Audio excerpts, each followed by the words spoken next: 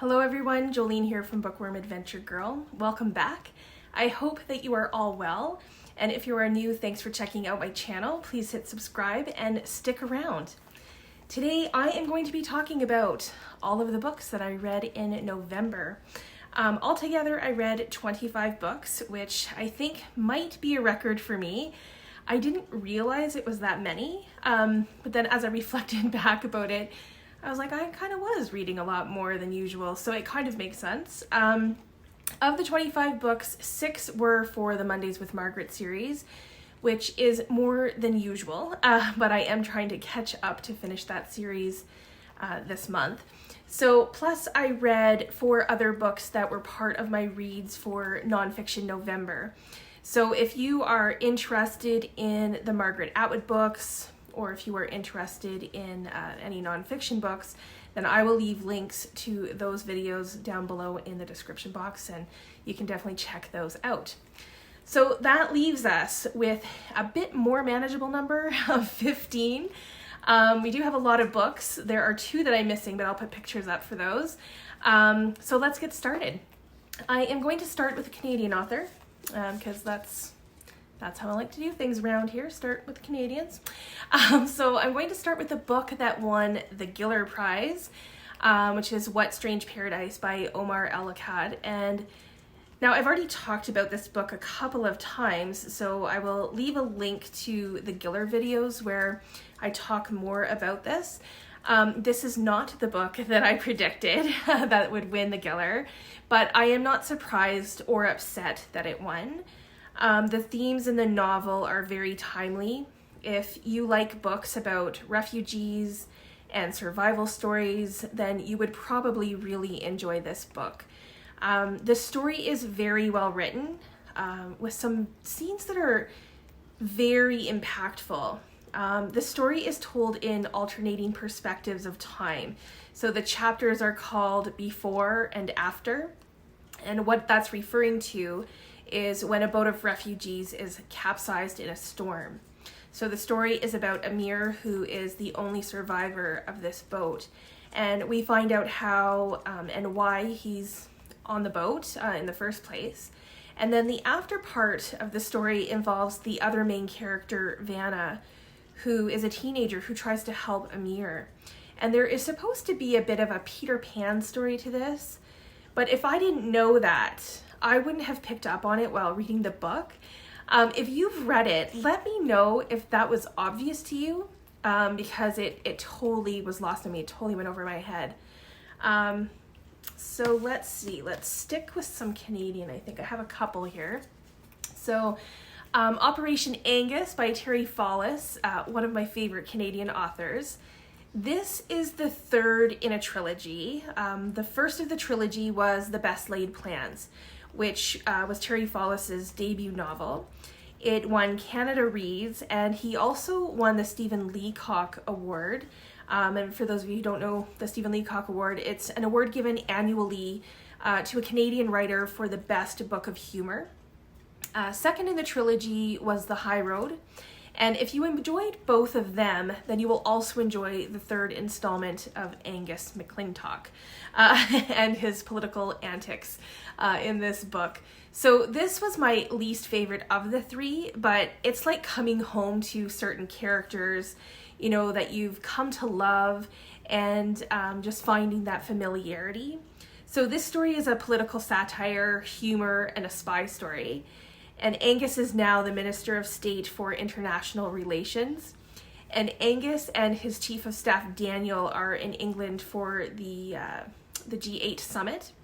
And the books are narrated by Daniel, which I love because Angus is the star, but we get the story through Daniel. So Daniel receives a text with instructions to meet an M16 agent. And when they meet, they are given top secret information about an assassination that is expected to take place in Ottawa. So they do their best to alert the proper people, but no one takes them seriously. So now it's up to Angus and Daniel to try and stop this from happening. And of course with that comes a lot of chaos and comedy. So it seems like this is Fallis' nod to spy novels, and he brings his usual quirky characters and humor to the story. And as always, Fallis gives us like a light-hearted story that might be a stretch of reality, but it's great fun to pretend. So the next book I have more Canadian than I thought. Okay, that's good. I'm going to go with this one next. This author is Métis and writes stories that take place in her hometown of Winnipeg. And so far her stories focus on the stories of Métis women. So The Strangers by Katherena Vermette was one of my most anticipated books of 2021, and it did not let me down.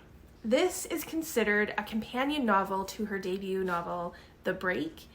So what does that mean? What's a companion novel? Well, it's not quite a sequel, really, but there is a character that is in both books. And I would say that if you have already read The Break, then you already know the character of Phoenix, and you will have her background, which is important, and you will understand more about her. And when you if you read The Strangers first, and after reading it, think, but they never really explained a few things about Phoenix, you might have some questions about that, then I would suggest reading The Break right afterwards, because it will fill in those gaps for you. So let's start by talking about Phoenix. Phoenix is incarcerated, and while she's incarcerated, she gives birth to a baby named Sparrow. And she will probably never see Sparrow again. And there is another Sparrow in the story, sometimes referred to as the first Sparrow, and that is Phoenix's sister who has passed away.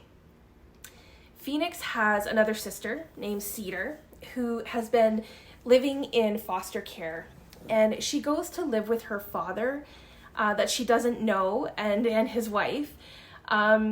And Phoenix and Cedar's mother, Elsie, is dealing with addiction and has neglected caring for her children.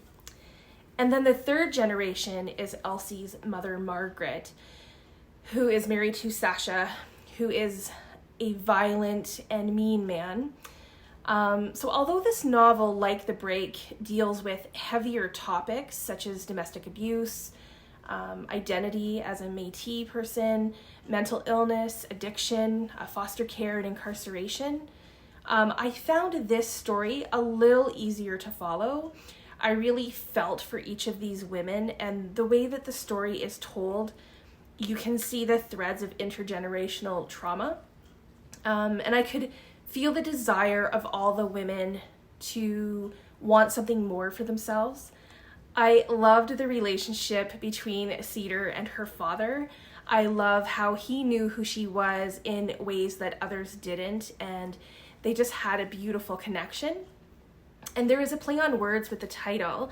The women's last name is Strangers. So Cedar Strangers, Phoenix Strangers, Elsie Strangers. But they are also strangers in many ways to each other, and yet they long to maintain connections with each other. So I thought that this story was beautifully written. A heads up, there is a lot of language in this novel. So if you don't like swearing, then this might be one to avoid. Jack is getting very comfortable here. The fourth Canadian author, this is a thriller, and this is Find You First by Lynwood Barclay. I have become a big Barclay fan in the last couple of years, and this is his newest novel. And after starting it 3 times, and I set it aside to read other books, I was finally able to give it my full attention. I loved the premise of the book. The main character is Miles Cookson. Miles is diagnosed with a terminal disease that can be passed down to his children. But Miles doesn't have any children, except that when he was younger, he was a sperm donor. So Miles decides to find out if he does have children so that he, can let them know that they may have this disease. So he's also willing to leave them a lot of money to make sure that their medical expenses will be paid and that they can care for themselves. So we also meet Chloe, who is, what are you trying to do? Who is looking for her biological father. And the two of them start working together. But as they start looking for these now grown children, someone is getting to them first and killing them. So this is a very fast moving book, which is usually how Barclay writes. And, you know, he leaves you hanging at the end of a chapter, so you feel compelled to just keep reading. So if you are up for a thriller before the end of the year, then you might really, really like this one.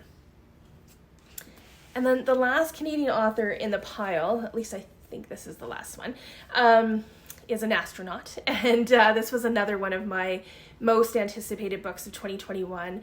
And this is The Apollo Murders by Chris Hadfield. I so wanted to love this book and rate it 5 stars, and so many people have. And I would too if I was rating Chris Hadfield. You know, he'd get all the stars. But because I was rating the enjoyability of this book, it did not get all of the stars. So here's what I liked about it. The authenticity is absolutely there. You know, probably anyone could write a book about space, but Chris Hadfield knows what he is writing about, so there is no question that if someone else who has been to space, you know, read this, they would think it was realistic. It also seemed like it would be a good premise for a story. And I'm not really giving it away, since the title alone, you know, kind of tells you that there will be murders, and it's about the Apollo 18 space mission, so it's no surprise that murder takes place in space. This book did make me think about how someone would plan a murder in space, and why, and how that could possibly be handled. Where this book fell flat for me was that it was way too technical.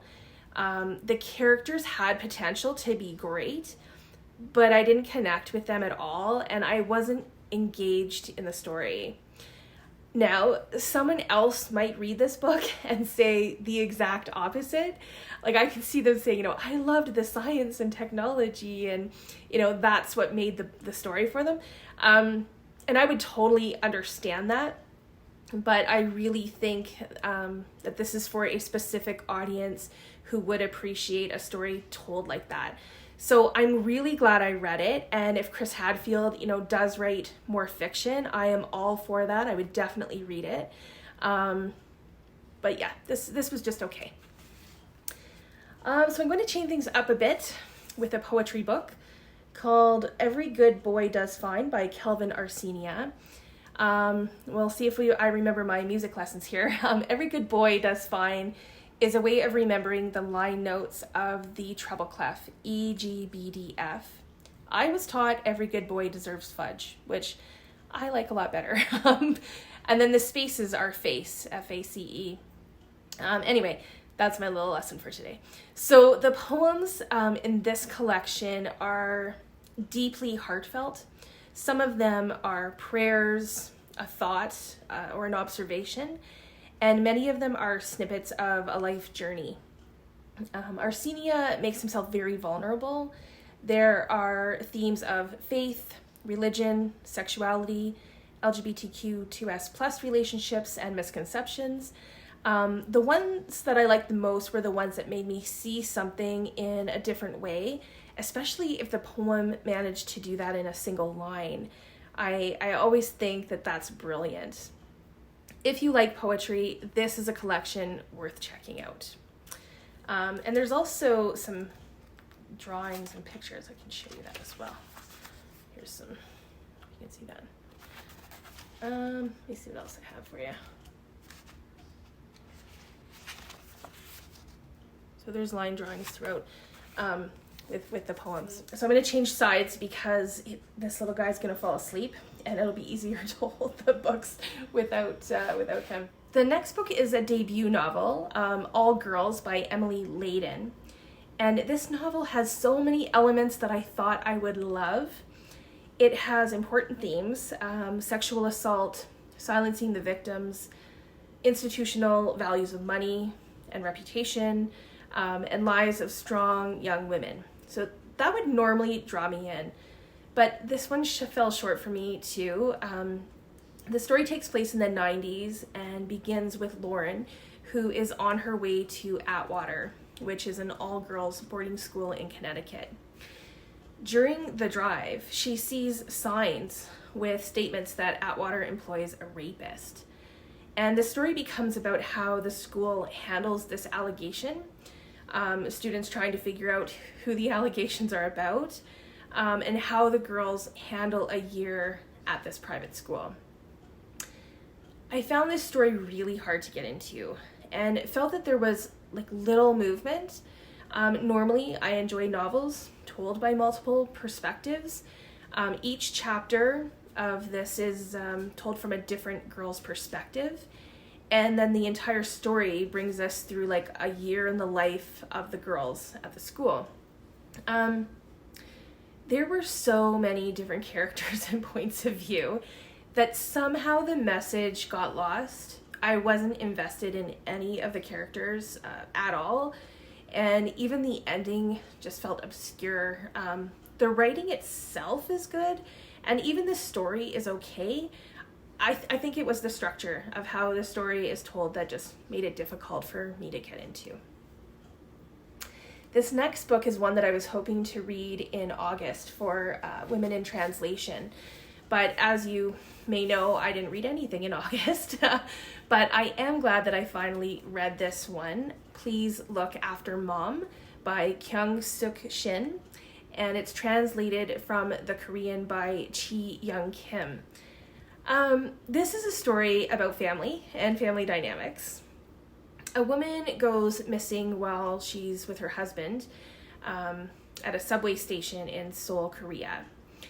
And as the family begins searching for her, the story is told from alternating perspectives, again, from her daughter, son, and her husband.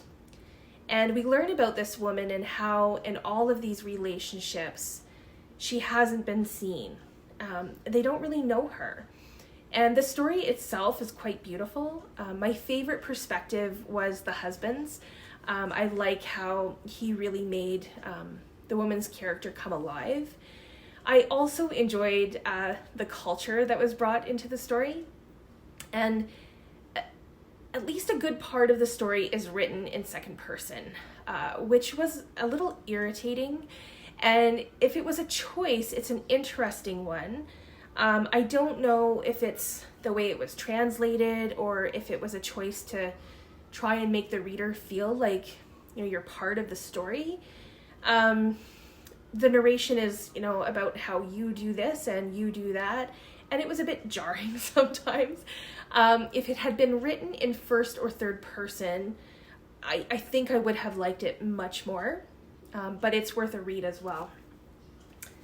Up next is Normal People by Sally Rooney, and this is the first novel that I've read by Sally Rooney. She's been on my radar for a while, and I know that this has been made into a show, which I wouldn't mind checking out to see how they adapted it. The story is about Marianne and Connell. Not a lot happens in this story. It is very character-driven because it's really about their relationship. Connell's mother, Lorraine, works for Marianne's family, and that's how they know each other. They also go to the same school, but they don't associate with each other at school at all. Connell has a group of friends, and Marianne is more of a loner. And outside of school, they become friends. And even then, they keep their relationship secret. The friendship is significant in that they really seem to understand each other and accept each other, for who they are. They can be themselves around each other. And when they go to university, they go to the same university, but now Connell is the one who is more withdrawn, and Marianne has really come out of her shell. Their connection to each other is still so strong, and they go through being together and not being together.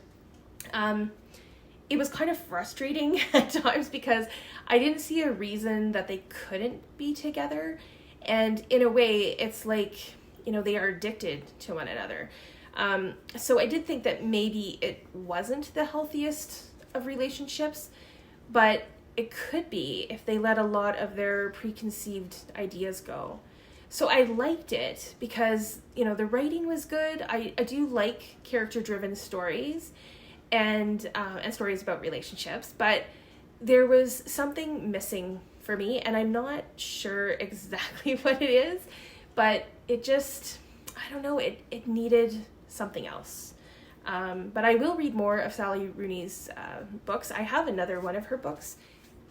The next book was delightful, How the Penguin Saved Veronica by Hazel Pryor. I started this book just before we did the big move, and I put it aside because I was really liking it, and I knew that it would probably get lost in the shuffle. So I decided to wait, and it was well worth the wait. The protagonist is 5 or 6, I think, year old Veronica, and she's a spunky character. Two things happen simultaneously. She gets inspired by watching a documentary on penguins in Antarctica, and she finds out that she has a grandson. So the narration of the story alternates between Veronica and her grandson Patrick, and it's done brilliantly. Veronica has tons of money and has decided to give her money to help save these penguins, but in order for them to get the money, she wants to come and see them and see how it all works. And this is not exactly welcomed, but nothing stops Veronica. And we learn about Veronica's past and who she is in the same way that Patrick does, through a diary that Veronica has written and sort of given to him. Eventually, Patrick also ends up in Antarctica, and the story is heart-wrenching and heartwarming. I love stories with intergenerational relationships, and this story is about loss and grief, secrets kept, obviously a story about the love of penguins in Antarctica and the environment, but mostly I think it's a story about love. And the sequel to this story is called Call of the Penguins, and it's coming out December, I think, 27th. So I might be picking that up as a post-Christmas gift for myself. So next up is the book that I read as a group read with other booktubers, AJ Dunn from AJ Dunn Reads and Writes, Sandy from Miss Reads a Lot, and Shelley Swearingen from Shelley Swearingen's Library. And along with Deb and Sonia, who are subscribers and commenters. And we read Wolf Hall by Hilary Mantel. And this is the first book in the Thomas Cromwell trilogy. This is also the first book that I've read by Mantel, and the thing that I love most about the book is the writing. The writing is so wonderful. There are passages and lines that I sometimes, read over and over again because of how it's written.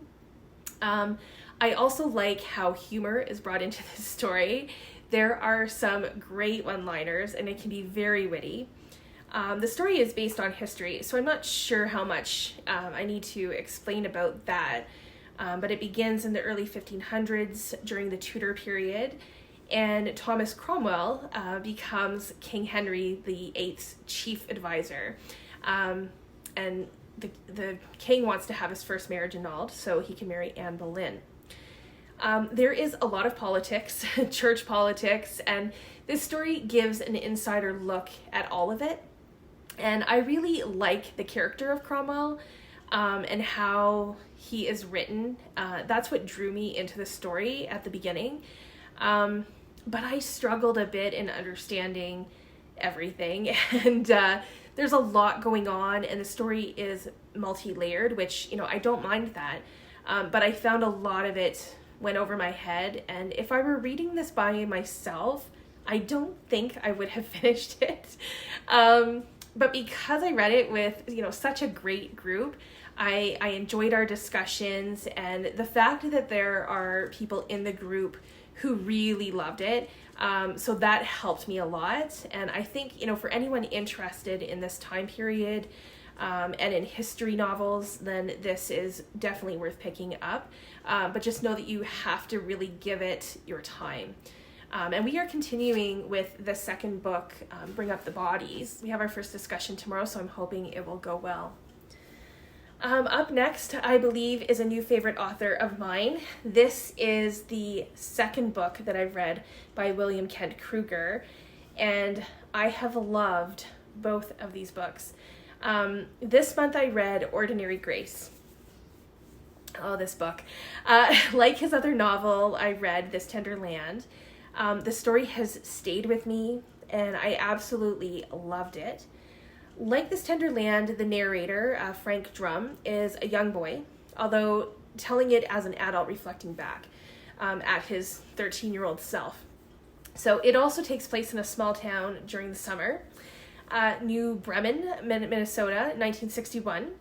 And Frank's father is a minister, and his mother is not really into the ministry gig. Frank has an older sister who is musically talented and has dreams to go to Juilliard.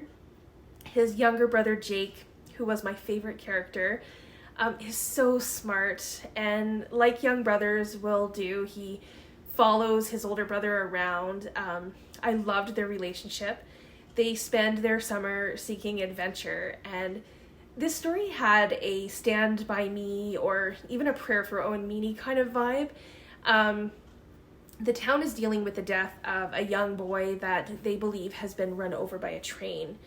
But there are some people that start thinking that he may have been murdered. And when another body is found, the two boys, Frank and Jake, excuse me, they have a secret that they are keeping from everyone. And then the sister becomes a huge part of the story. So although I wouldn't really call this a mystery book, there is a mystery or mysteries to be solved. What I loved most about this book is the characters and their relationships. William Kent Krueger writes relationships so well. Every character in the story has purpose, whether it's a neighbor, one of the townspeople, or one of the members of the Drum family. But there is a sense that you know them all, and they all bring meaning to the story. There are great themes, obviously relationships, but also like life and death, nature. Nature's a huge one. War, loyalty, religion, and racism. And I also loved how the title of the novel is brought into the story. It was just beautifully done. The entire book is beautiful. I highly recommend it, and I know that I will be reading more William Kent Krueger in the new year. Okay, we are getting near the end. Next is a novel, or it's almost a novella, really. I had originally hoped to read this as part of my spooky reads in October, but I didn't get a chance to. So, Later by Stephen King. I loved the introduction to this book. It was funny, and I was immediately hooked by the narrator, who is Jamie, a teenager who sees dead people, but he assures us not like the movie with Bruce Willis. This was such a pleasant surprise of a book because I didn't know what to expect. Jamie lives with his mother, who is raising him all alone, and she knows about his special abilities that, he can see and talk to dead people, but she has asked him to keep it a secret because she feels that if others were to find out, it might not be good for him. So his mother becomes involved with a woman who is a police officer, and she moves in with them. And she finds out that Jamie has this ability. And she realizes that she might be able to use this for her benefit with her job. And throughout the story, Jamie reminds the reader several times that it is a horror story. And Jamie has one ghost in particular that has been haunting and stalking him for years. And the scenes with him could be quite disturbing. In the end, there is a bit of a twist. It's a quick read that I think any Stephen King fan, would find entertaining. The next book is almost at the other end of the spectrum. I am not a huge romance reader, and this year I am trying to go outside of my comfort zone with the romance genre. So this month I read The Friend Zone by Abby Jiminez, and this This is the first in the series, and I enjoyed it. The main character, Kristen, meets the other main character, Josh, when he rear-ends her car. And then they find out later that they are both standing in the same wedding together. So from the beginning, there is chemistry between the two of them. You know, the sparks are there. But there are also reasons why both of them try not to dwell on that, and they keep each other in the friend zone. So I think one of the reasons that I liked the book is because it dealt with some real life issues. Kristen has some medical issues, and she may not be able to have children. And other real life things happen in the book, and it might not be an all around feel good story, which I think, you know, some people look for when they're reading these kind of stories. But that's what made me like it even more. So I thought it was a solid book. And now that I've started all of these, you know, romance books that are part of series this year, I may have to continue reading this series. We will see if I get to the rest of them. Finally, the last book that I read in November was another group read with David Wiley and Shelley Swearingen's new book club called the Eclectic Book Club. And this was the first book that they chose to read, and I am so glad that I joined them. It's the classic Fahrenheit 451 by Ray Bradbury. And this was my first time reading a Ray Bradbury book, but I don't think it will be my last. I think I will read more. I really enjoyed this book, and I think I enjoyed it even more because of the group discussion. I always find it interesting to, you know, hear other people's perspectives. It helps me to see things I might not have seen otherwise, or to see it from another perspective.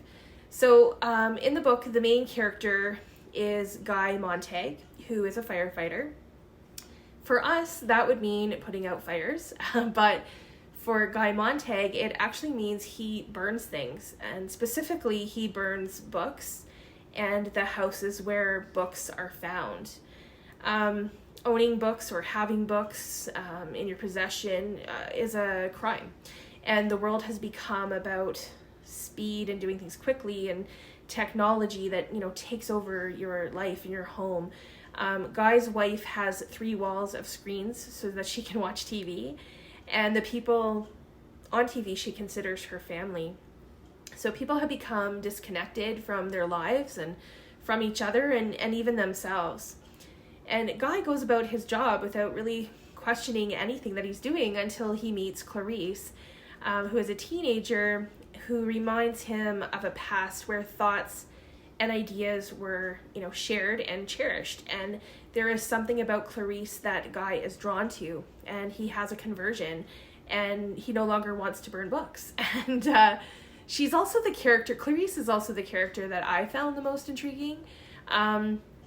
There are some incredibly strong scenes in this book. My jaw dropped a couple of times, and I know that I wasn't the only one who really liked the ending. Many people in our group commented on it and how great the ending was. So this might be a book that I would reread in another, you know, few years. I think it's one that would be, you know, worth it. My edition also has some essays and reviews at the back, as well as some sketches and some manuscript pages and things like that, which I thought was really kind of neat. I do think that it's a book that I would get more out of, though, every time that I read it. So wow, that was a lot of books. Please let me know if you have read any of these, or if you are interested in reading any of these books, or if there are any books in November that you read that you think would be worth recommending to me. I would love to hear all about that. I look forward to chatting with you in the comments. Thanks again for watching. I hope you enjoy the rest of your day, and don't forget to make every day an adventure.